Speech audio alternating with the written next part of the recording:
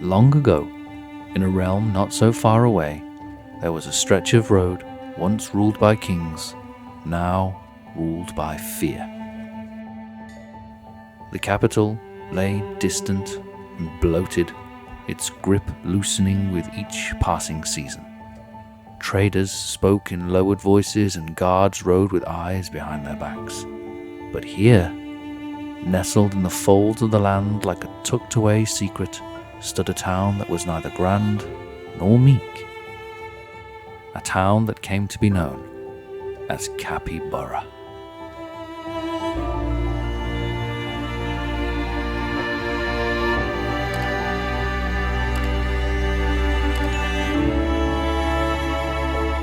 Just inside the walls of the town, within the smoky warmth of a tavern whose walls have heard too much, two traders leaned over mugs of spiced ale, their cloaks still damp from the road. "Another cart taken," muttered the elder of the two, his voice hoarse with caution. "North of Black Hollow it were, burned to the axle, no sign of drivers." His companion scowled, drawing his hood down to reveal a scar running down one cheek like an old map of grievances. "King's roads ain't safe anymore. They're hunting trails for desperate men." There was a silence, broken only by the hiss of the hearth and the distant clang of a mug against stone. "Thank God for the patrols from Capybara, eh?" He tapped the rim of his mug and drank deeply. "It's not God you should thank. It's this here Lord, what's his name?" "Dunno, I forget, but if not for his patrols, those lone lands ain't safe." They continued their conversation and drank as the light from the hearth flickered and danced on the tavern walls, and the night rolled on.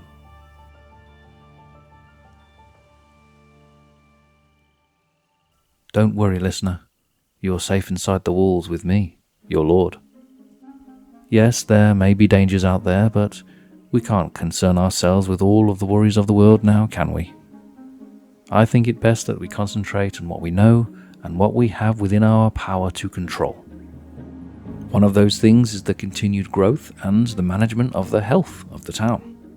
And that's what I want to focus on today. Let's see here. The overall happiness in the town is very good. But there are some issues around rustic food availability and a little bit of service.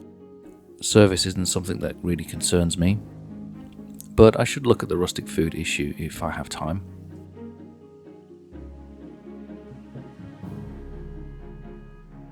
Last time that I talked about taxation, I added in some smithing taxes, and that's improved the health of the treasury considerably.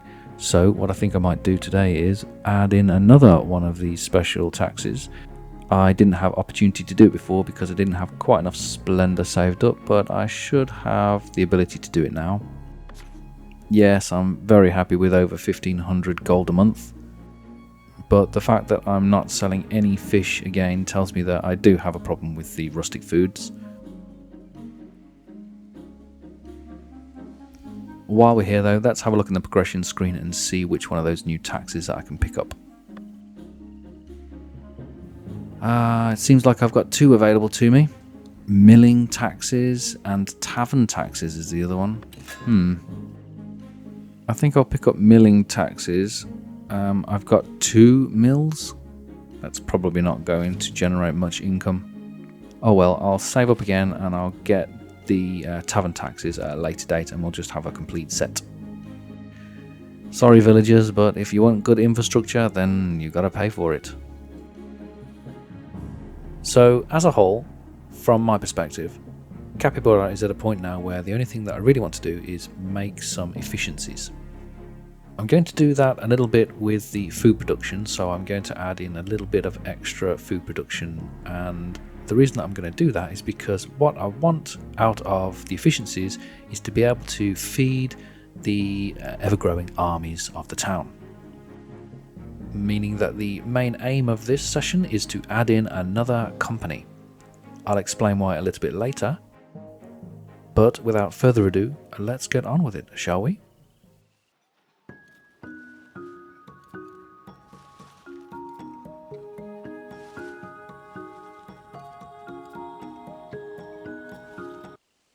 Well, as you can see, the sun hasn't even come up yet, but I've got a lot to do, so I really need to get on with it.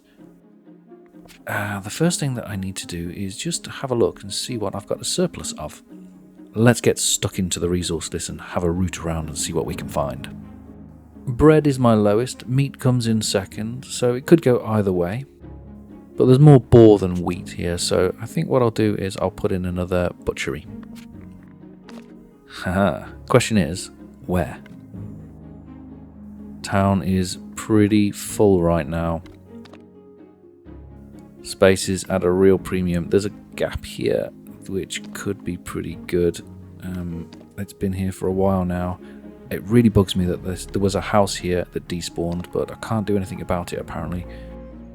Trust me, I tried off camera a few times, but it just wouldn't play ball.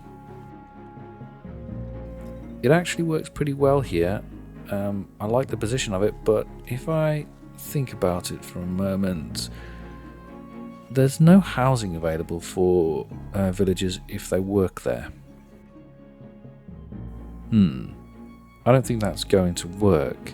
I don't think I can put another production building down in the centre of town unless I did something more drastic with the housing.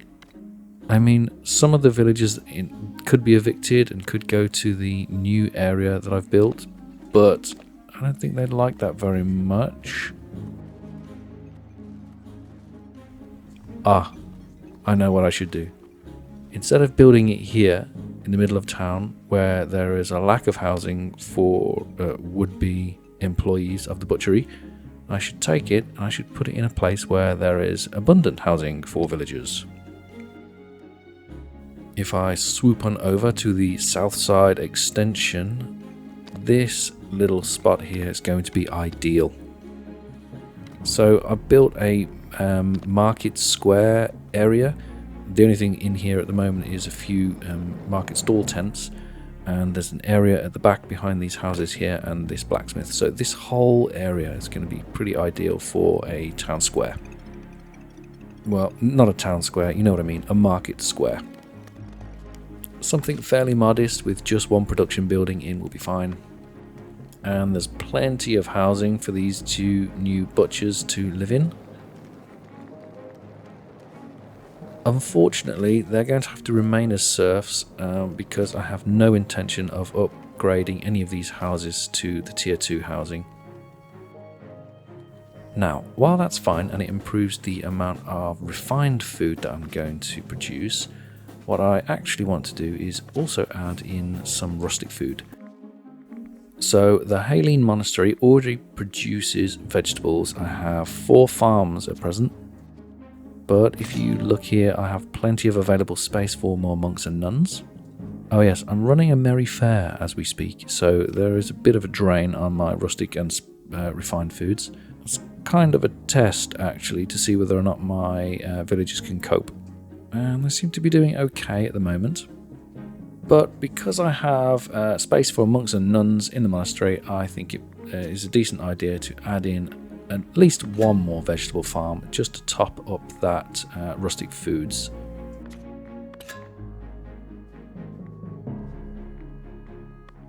So if I delve deep into Haleen Monastery's build menu and find a vegetable farm, here we go, and this is going to be an ideal location for it in this very low class woodcutters housing.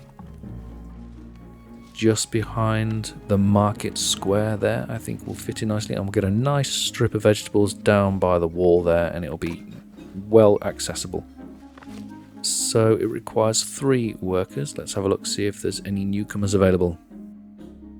Here we are. 1, 2. Okay, missing 1, that's fine, we'll pick them up later when they arrive. And it's 1 of each, very nice.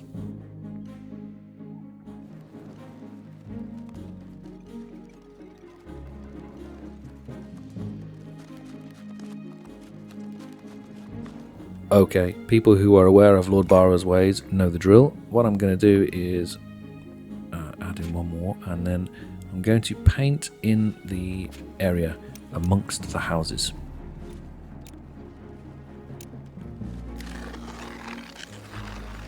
There's a nice strip down there. I like that.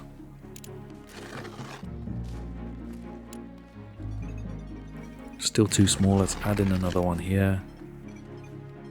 Ah, okay. Let's try another strip. We've still got some more to go.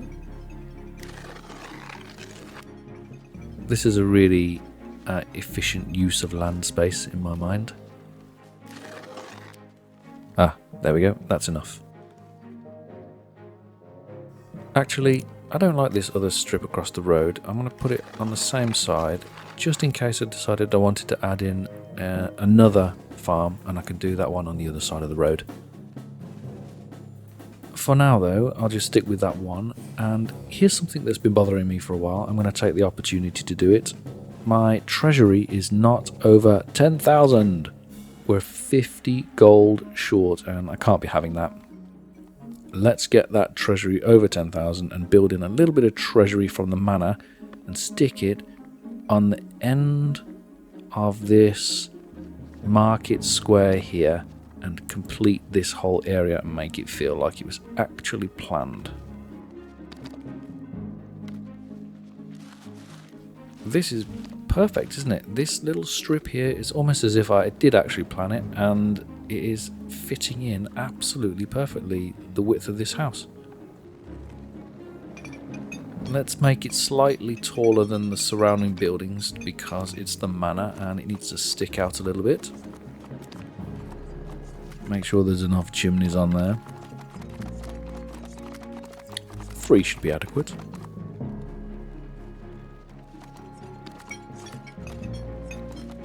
Now, before I blended in the manor house with the sloping roof of this kind of what's it called, terrace, but it doesn't seem to work with the orientation that the butcher is in right now, so I'm going to have to come back to that.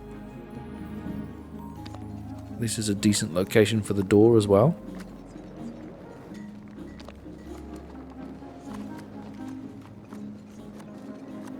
Yeah, I'd like it to blend into the butchers. Not because I don't like the butchers building, but because it's a weird shape and I always like it to be kind of a little bit hidden. See if I can do something about it.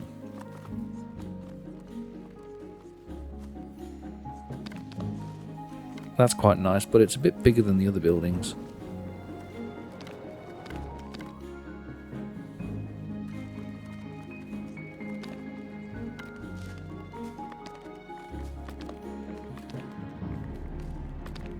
Gotta find the right piece.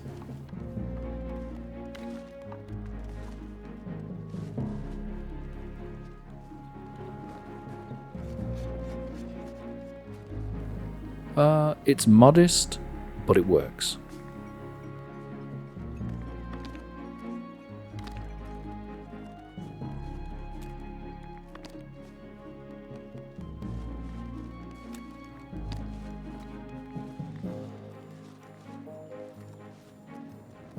Okay, let's use some of the assets from the manor and blend in with the rest of the market and make it feel like it's all one cohesive thing. These shed buildings are almost like the market tents, aren't they? Some of the villagers come to the market with their horses, so they're going to need somewhere to tie them up while they go and pick up their goods. And finally, let's give it a bit of an entrance so that it doesn't feel quite so out in the open.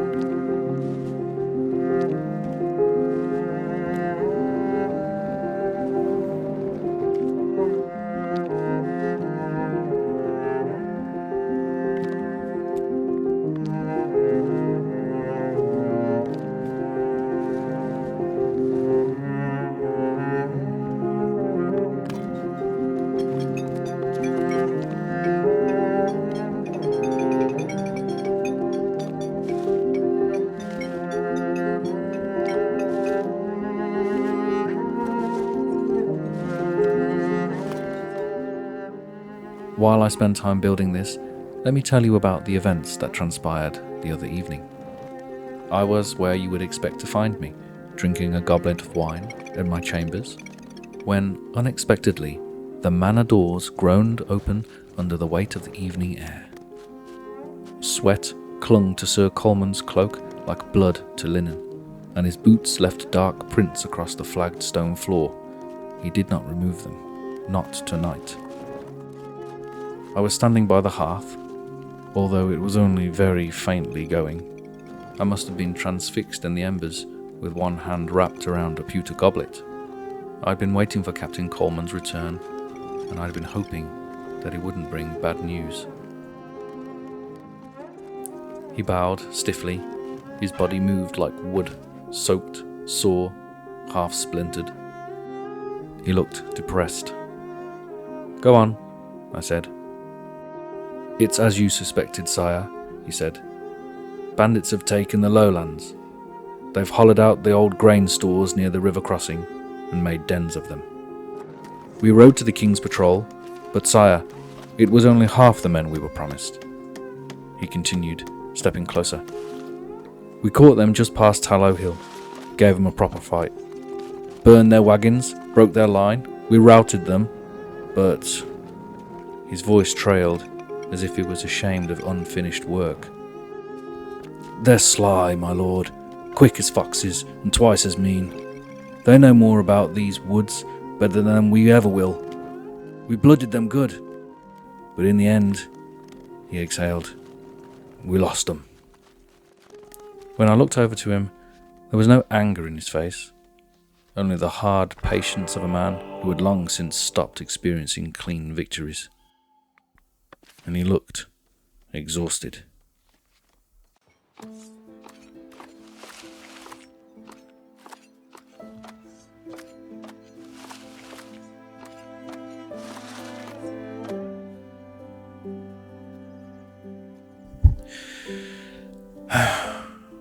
Well, what I really want to do is get to do this mission here, marching to the enemy. But you need a fourth company in order to do it. I've only got 3 companies, it's not enough. Soldiers, they're so expensive. They eat a lot. You have to pay them, so they cost money as well. It's a real drain on your economy. I'm gonna get this pike upgrade for the spears, I think, and create a spear company. And so my plan is to have a crack team of spearmen that are all carrying pikes instead of spears. The pikes do more damage. So the spears do 1 damage and the pikes do 6 damage. I'll show you in a minute. And my reasoning is, if I have 5 guys, 5 militiamen, if I have 5 militiamen, all with pikes, then they'll be more dangerous than 5 militiamen all with spears. And I mean, that stands to reason, right? But I still need to then promote them to soldiers, and then also promote one of them to a knight in order to do that mission. So it's quite a haul. What I need to do is start right at the beginning. So what I'm going to do is make a new camp, and it's going to be specifically for these pikemen. And I guess because they are a bit special, they're going to have nicer weapons, shinier weapons than everybody else. I'm going to make them their own personal camp just outside the town walls, and they're going to be a presence that everybody can see, and everybody is going to have to pass as they go in and out of town, and to make a spectacle to showcase the power of the town.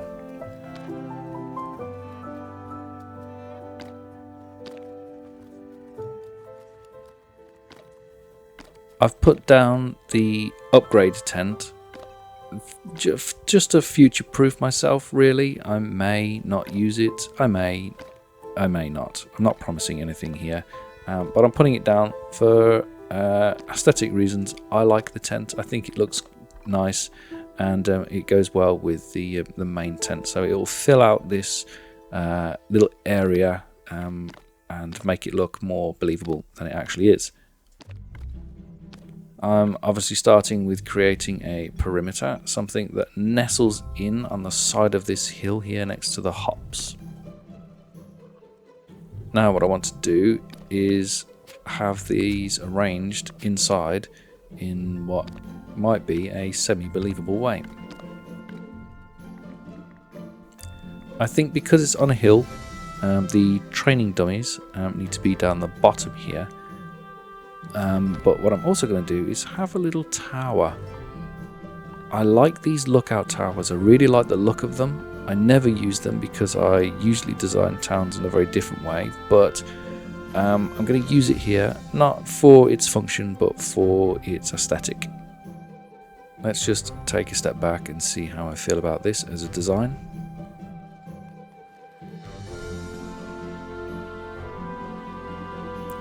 I could have put this further up the hill on the other side of the mining village there and had a real kind of outreach, but I think that would be a problem for the actual soldiers walking back and forth to get their needs fulfilled and everything. I don't think it would have worked. So a sensible place to put these mannequins, the training dummies, is on a flat place. I don't want people fighting uphill, although I suppose in reality you would fight uphill or downhill, so it's not a bad idea to train like that, but I'm going to put it on the flat anyway to make the soldiers' lives a little bit easier. And I'm going to scatter some of these props around. I like those, what are they called? Washing lines to go behind the tents there, because you know, soldiers have dirty pants too, I suppose. Let's try to find a rack of pikes to put somewhere. Where are the pikes? Here we go. A decent rack of spears or pikes for them to pick up in a moment's notice. And a campfire, of course. A campground is no good without a campfire. Somewhere for the soldiers to sit around and have a bit of a chinwag. Let's put these pikes in the middle of the two tents there, so if they're asleep, something kicks off, they can run out, grab what they need, and then dash out of these doors here.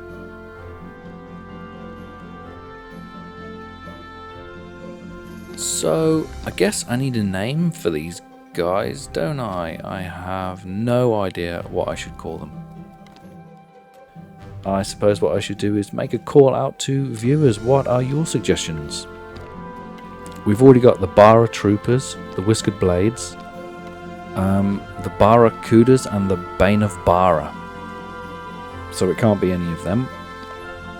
Someone's going to tell me off now for using these wall supports backwards. They should be on the outside, I think. But I like them on the inside. I feel like if somebody's pushing against the walls there, then they will prevent it from being pushed inwards. Maybe I'm not making any sense. Either way, I think that is about as much as I really want to do. Let's put somewhere for them to muster.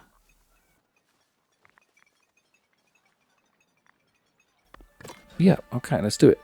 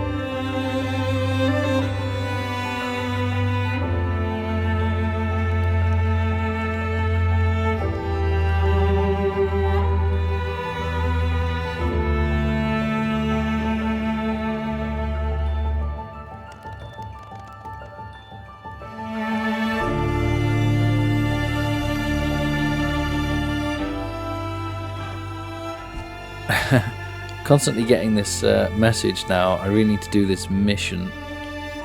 I want to continue to accept it until I do it, so I'll always get that pop-up. But that's all built now, so let's do this and add a new company to the town. Suggestions, please, in the comments.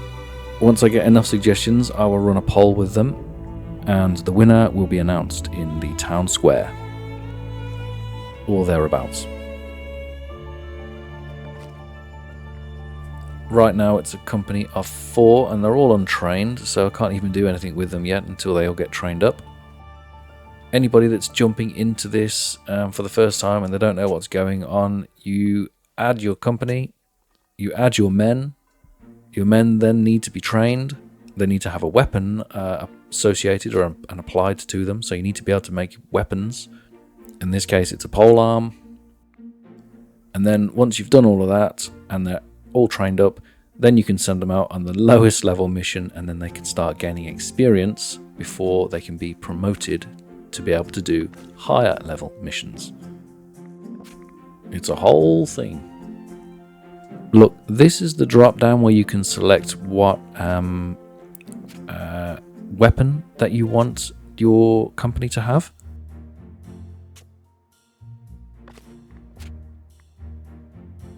And you need to make sure that you're actually storing that weapon as well. So I'm now making polearms. So I unlocked polearms in the progression, and then I went to my spear maker and I told him to start making polearms, and then I can store them. And then I'm able to apply them from the drop down here. They've all run off and gone and got a pike because I was a bit slow doing that, but they will go and collect their new shiny polearm once it's ready. It's always a good idea to just check whether or not they're actually on mission duty, and yes they are. Otherwise they might be patrolling around the town like the Bara troopers do.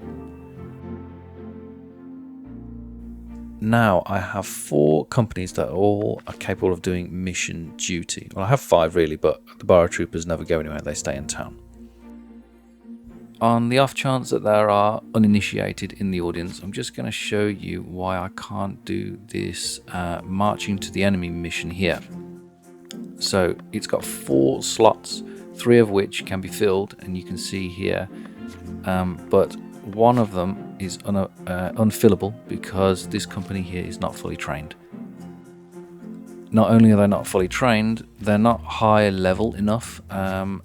One of the members of that company needs to be a knight.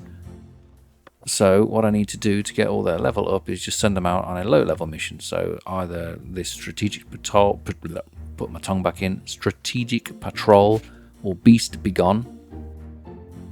In actual fact, they can only really do strategic patrol and come back unharmed. So I'm going to send them out on that, and then they'll get some level up, and then they'll be stronger and tougher for the next mission. Now, the good thing is my other 3 companies are all very high level and all do have knights, so I can send them out on this fort feast and get them to come bring me back some nice goodies, cheese and meat. And off they go, the new pikemen marching down the lane. Good luck, boys. I hope nobody gets injured or dies. That would be very unfortunate. And here go my 3 main companies marching to victory once again. They also need to climb the West Cappenfield Hill, and unfortunately for them, they're going to have to pass the tavern in Cappenfield on their way out of the realm. That tavern is strategically placed so that on their way back into the realm, they can all grab a drink before they go back to the barracks. So that's a lot of very careful and considered planning on my behalf. The kind of planning that only an experienced lord can manage.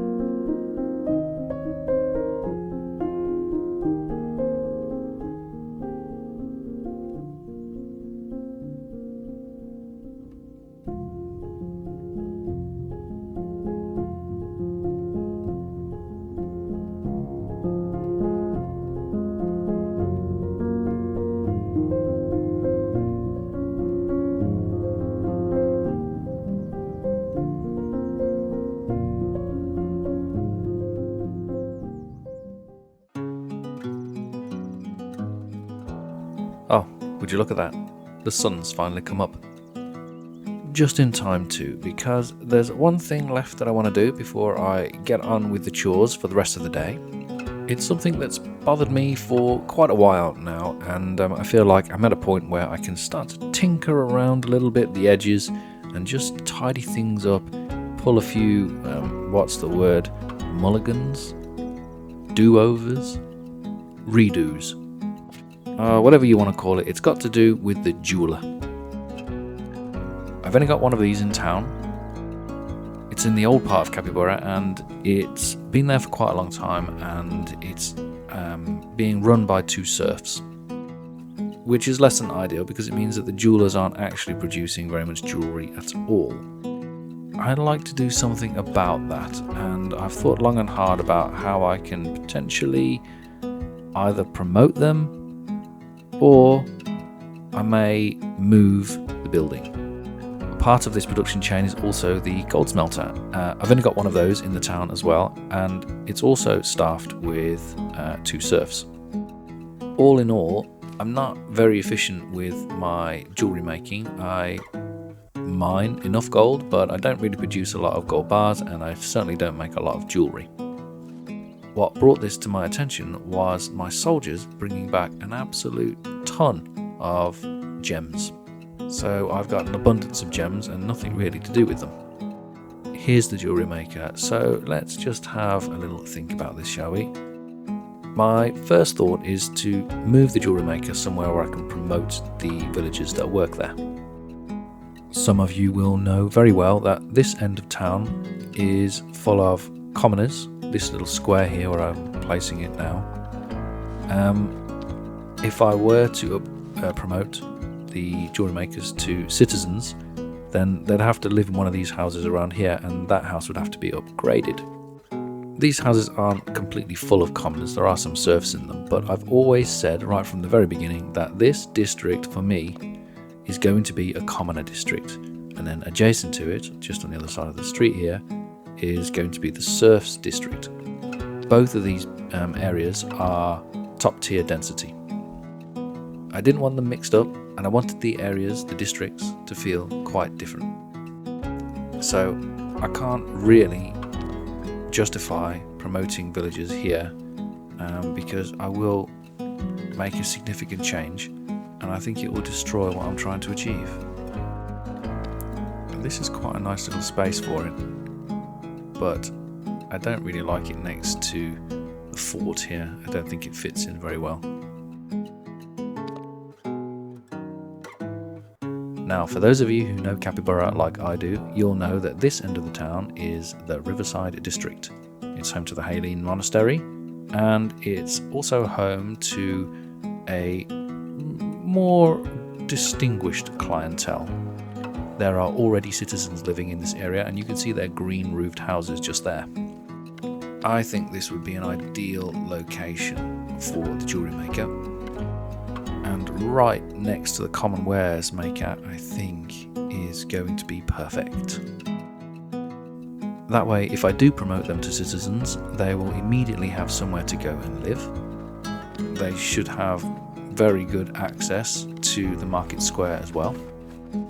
And on an aesthetic note, the blue of the roof will fit in nicely with the monastery and the other high-end buildings that are in the area.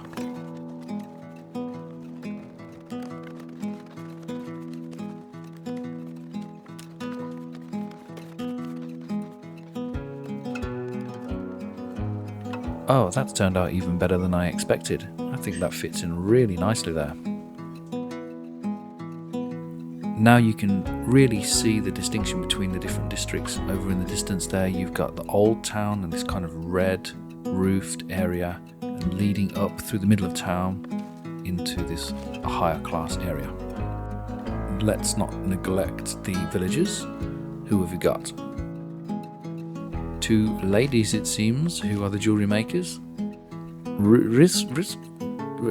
Tuffeld and that's a question mark. Okay, something's going wrong there. Let's rename her.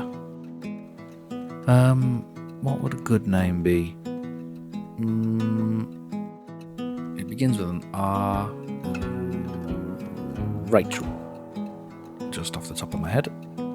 I in no way spent 10 minutes Googling names and have edited that out whatsoever.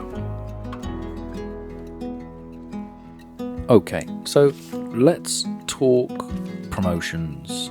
Now that we've got 2 lovely ladies working in there, they're currently serfs. Let's promote first to commoner.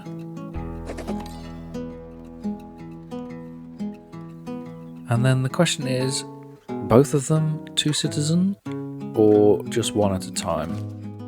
If I do 1 now, Tuffeld, then just to test the waters, because citizens anytime you add a citizen into your town, it can create a little bit of chaos.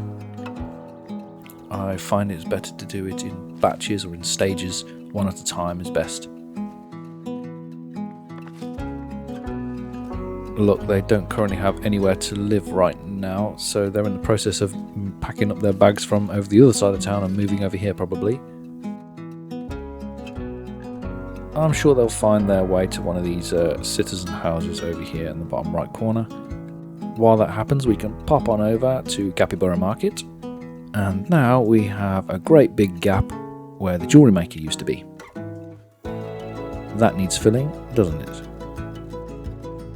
Now, this decision might be a mistake, but I did see that I had more milk available than wheat, so I thought about putting a cheese maker in there, but then I second guessed myself, because I thought if I'm adding more citizens in, and I've just added 2 new commoners as well, I'm already quite low on service. Now, I have 2 brewers as of last week, 2 brewers in the town, but I'm still not quite meeting the demand for beer, so I have decided, in my wisdom, that I'm going to add another brewery. I've got more than enough wheat and hops to pull it off, so I don't think it's going to be a problem there. As you can see here, it says that stalls availability is 0, and I really should have some available for the commoners, so I'm going to do something about that.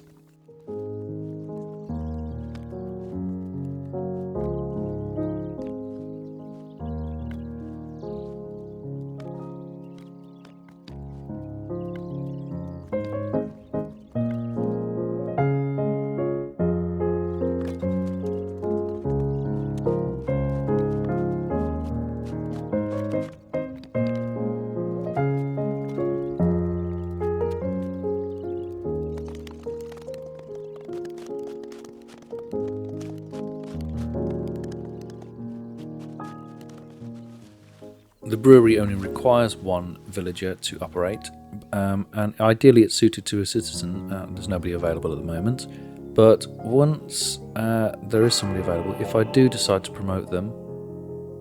Sorry, manuscripts for tools. Yeah, I think I'll do that. I produce a decent amount of manuscripts and not quite enough tools, so I'm happy with that little trade.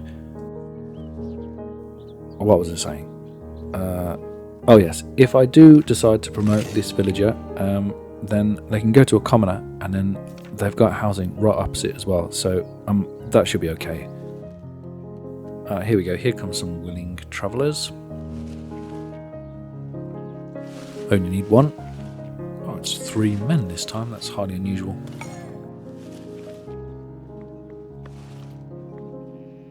Brimir is my new brewer. And lucky you, Brimir, you're going to get promoted straight away to a commoner.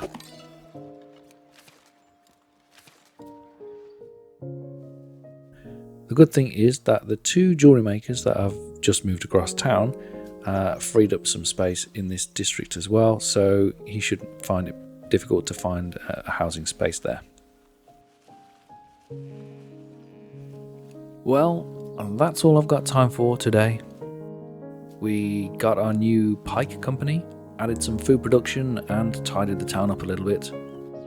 If you want to learn more of what goes on inside Capybara, feel free to pop over to my Patreon, where you could consider supporting me, get access to saves and stories from the villagers and the inhabitants of the towns that I create.